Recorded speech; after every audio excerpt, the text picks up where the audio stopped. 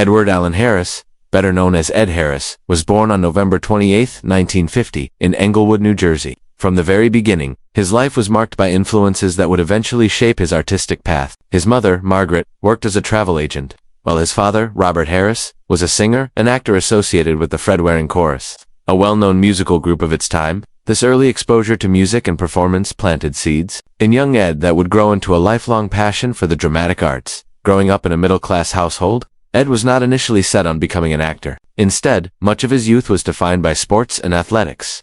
He attended Tanafly High School in New Jersey, where he distinguished himself as a talented athlete, particularly excelling in football. His dedication to sports was not casual. It was serious and competitive, laying the foundation for a disciplined work ethic that would later serve him well in his acting career. Yet beneath the surface of this athletic exterior, a curiosity and sensitivity toward performance and storytelling quietly simmered. Upon graduating high school, Harris enrolled at Columbia University in New York City, pursuing a degree while continuing to play football. For a time, it seemed as though his future might lie on the field or in a more conventional career path. However, fate had other plans. It was during his time at Columbia that Harris began to feel a profound pull toward acting. This growing interest in theater and the performing arts was not just a casual hobby, but an awakening of something deeper. Inside him, recognizing that his true passion lay beyond athletics, Harris made a pivotal decision to leave behind his football ambitions. This choice marked a significant turning point in his life. In the early 1970s, he moved with his family to New Mexico,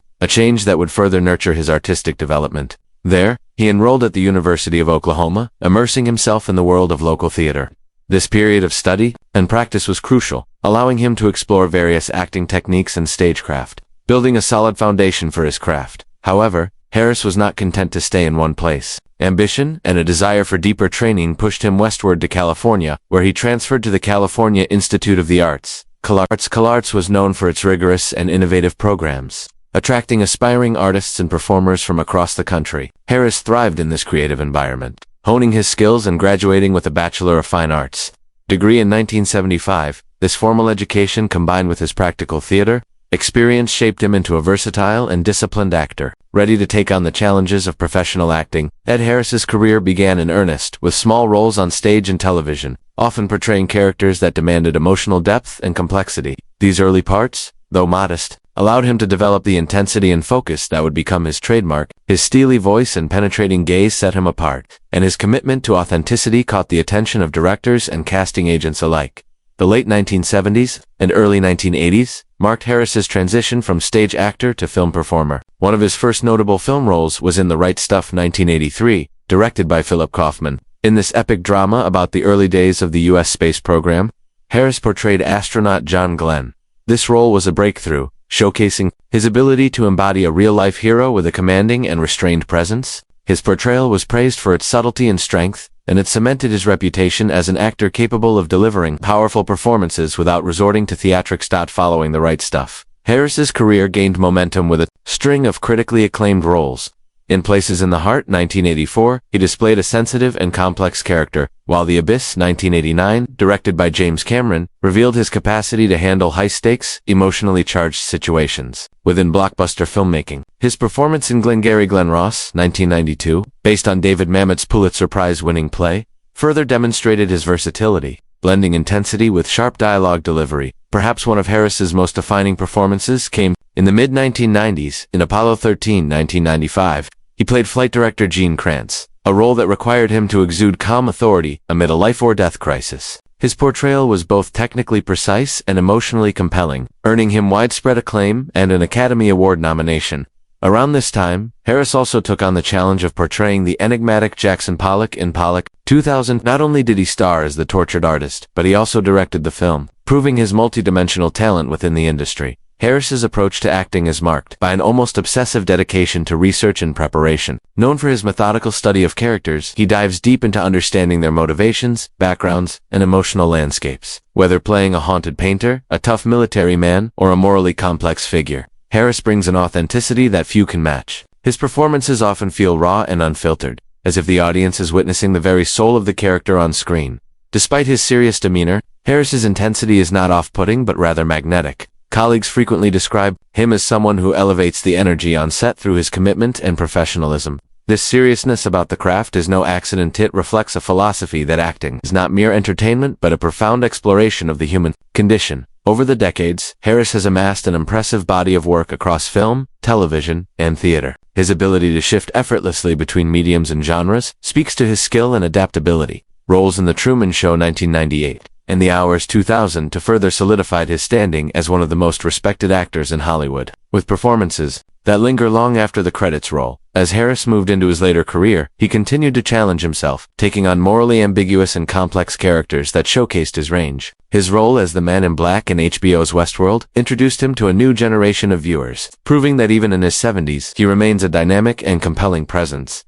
Ed Harris's journey from a New Jersey athlete to a Hollywood icon is a testament to his unwavering dedication to his craft. His story is one of transformation, perseverance, and passion.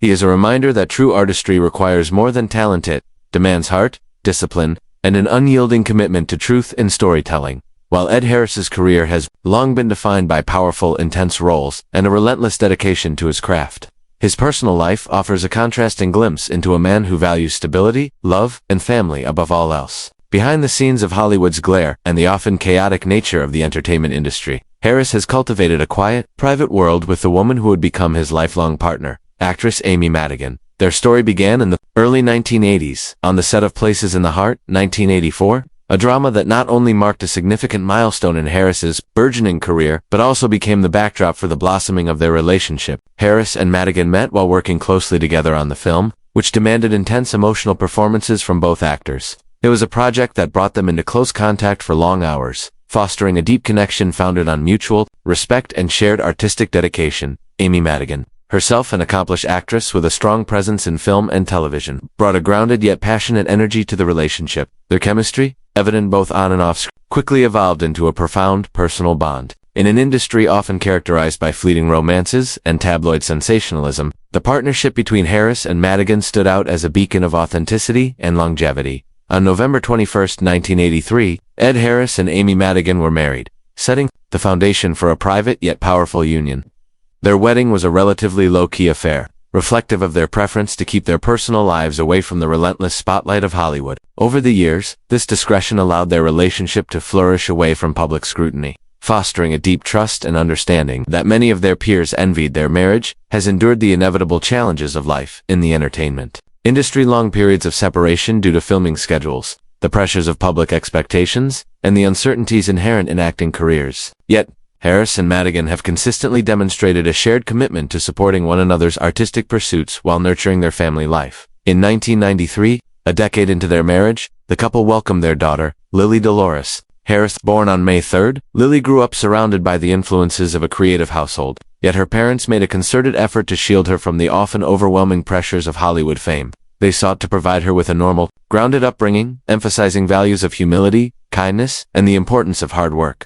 Amy and Ed's approach to parenting reflected the same intensity and dedication they brought to their careers. They balanced nurturing their daughter's creativity with instilling a strong sense of self and independence. Interviews with both parents reveal their desire for Lily to carve her own path, free from the shadows cast by her famous parents. While she has maintained a relatively low public profile compared to her mother and father, it is clear that the warmth and stability of her family environment have been central to her upbringing. Throughout their decades together, Harris and Madigan have managed to keep their family life remarkably private. Unlike many Hollywood couples who often share their personal lives on social media or in the press, the Harrises have preferred discretion, allowing their work and their relationships to speak for themselves. This commitment to privacy has shielded them from much of the media frenzy that surrounds celebrity couples, enabling them to maintain a sense of normalcy. This balance between professional intensity and personal tranquility is a hallmark of Harris's life. Despite his reputation as a fiercely serious and focused actor on set, he is known among close friends and family for his warmth, loyalty, and deep love for those closest to him. He and Amy often speak of their partnership as a true collaboration, where each understands the demands of the other's career and the payment sacrifices it entails. The couple has navigated the highs and lows of life together, from career triumphs and awards to personal challenges and tragedies, always emerging stronger. Their shared experiences in the entertainment world have forged a unique bond, allowing them to empathize with each other's triumphs and struggles in ways few outside their circle could understand. Moreover, Ed Harris's dedication to his family has been a grounding force throughout his career. His devotion to Amy and Lily provides a sanctuary from the often unpredictable and hyper-sure nature of show business. This sense of home and belonging has been integral to his ability to maintain such a long and successful career, providing a source of comfort and inspiration.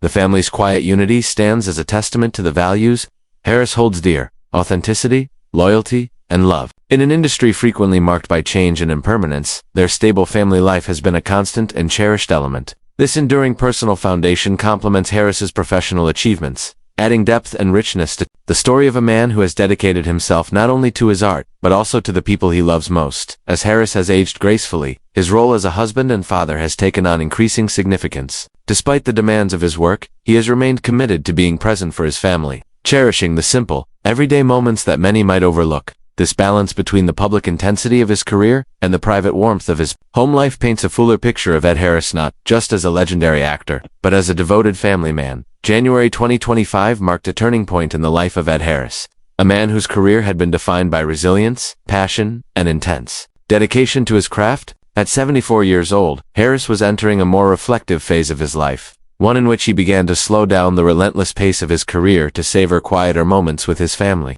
and to carefully select projects that truly resonated with him.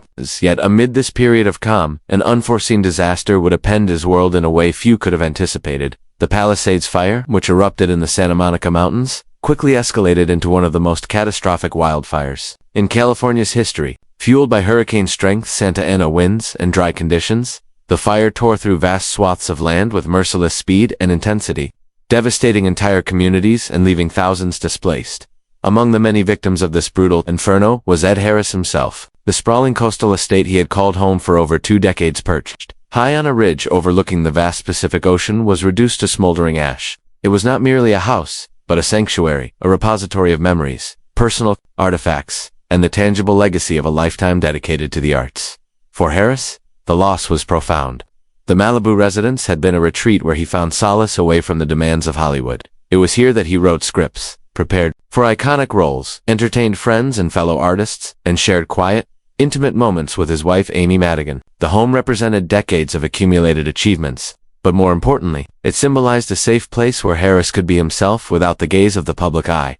When the firestorm struck on January 7, 2025, it moved with terrifying speed, jumping containment lines and consuming entire neighborhoods within hours. The fire raged unabated for nearly a month, only finally being subdued on January 31st. After 24 relentless days of battle against the blaze, by the time the smoke cleared, the damage was staggering. 23,448 acres incinerated, 6,837 structures destroyed, and 12 lives tragically lost. Entire communities, including Topanga, Canyon, Pacific Palisades, and vast stretches of Malibu, lay in ruins, with residents grappling with displacement, loss, and the daunting task of rebuilding their shattered lives. For Harris, the financial toll was immense. Preliminary estimates valued the destroyed property at over $17 million, but the monetary figure failed to capture the depth of his loss. Priceless personal items, original scripts, awards, rare memorabilia from decades of film, history, private journals, and cherished artwork were all reduced to ashes. These irreplaceable keepsakes were far more than mere objects. They were pieces of his identity, fragments of a life's journey now wiped away. Insurance covered only a portion of the total damages, and no payout could ever compensate for the emotional void left by such a loss. The destruction went beyond the physical. It struck at the heart of Harris's sense of security and permanence, shaking the foundations of the life he had built. In the months following the fire, those close to Harris observed a troubling decline in his health and spirits. The weight of grief, anxiety, and profound loss took a toll far beyond what time alone could explain. Already in the later stages of his life, Harris found himself wrestling not only with the natural effects of aging but with the cruel realization that the safe haven he had hoped to grow old in was gone. He withdrew from public appearances, becoming more introspective and private than ever before. Friends who visited noted how he spent long hours revisiting old photo albums and journals, seeking to preserve what little remained of his past and the memories he held dear. This retreat from the world was a reflection of the deep emotional scars the fire had inflicted, wounds, invisible yet painfully real. The tragedy extended its ripple effects beyond Harris himself, profoundly impacting his family. His wife Amy and daughter Lily were left to grapple not only with their own grief but with the challenge of supporting Harris through this difficult period. The loss of their home and so many treasured possessions struck at the very core of their family life. The financial implications also cast a shadow over the family's future, once estimated to be worth nearly $50 million thanks to decades of successful films, shrewd investments in real estate, and royalties from stage productions there. estate now bore the scars of the fire's destruction. The loss of property and valuable assets complicated their ability to maintain the same lifestyle and legacy they had carefully built. Yet, amidst this devastation, the strength of the Harris family's bonds shone through. Together, they faced the daunting task of recovery, leaning on one another to navigate a path forward. The resilience that had characterized Harris's career found a parallel in their personal lives, as they sought to rebuild not only physical structures but the emotional foundations that had been shaken. The aftermath of the fire also sparked reflection within the broader community, highlighting the precariousness of life in wildfire-prone regions and the urgent need for environmental awareness and preparedness. Harris's story became one among many, illustrating the indiscriminate nature of such disasters and the profound human cost they exact. For fans and colleagues, the news of Harris's loss was met with deep sympathy and support. Many rallied to offer assistance, organizing fundraisers and public appeals to help the family recover. Tributes poured in, celebrating his immense contributions to cinema and theater while acknowledging the personal trials he was enduring. The contrast between the man known for his intense, commanding presence on screen and the vulnerable figure confronting such a devastating personal loss struck a chord with many. It was a reminder that behind the fame and acclaim, even those who seem larger than life are subject to the same fragility and heartbreak as anyone else. The fire's destruction also underscored the enduring nature of Harris's legacy, one that transcends physical possessions. His work continues to inspire new generations of actors and filmmakers, while his commitment to authenticity and depth in performance remains a benchmark for artistic excellence. As Harris slowly emerged from the shadow of this tragedy, his story became one of resilience and hope. Though much was lost, the core of who he is, a passionate artist, devoted husband, and loving father, remained intact. The journey to rebuild would be long and challenging, but with the support of family, friends, and admirers, Harris faced the future with the same determination that had defined his remarkable life.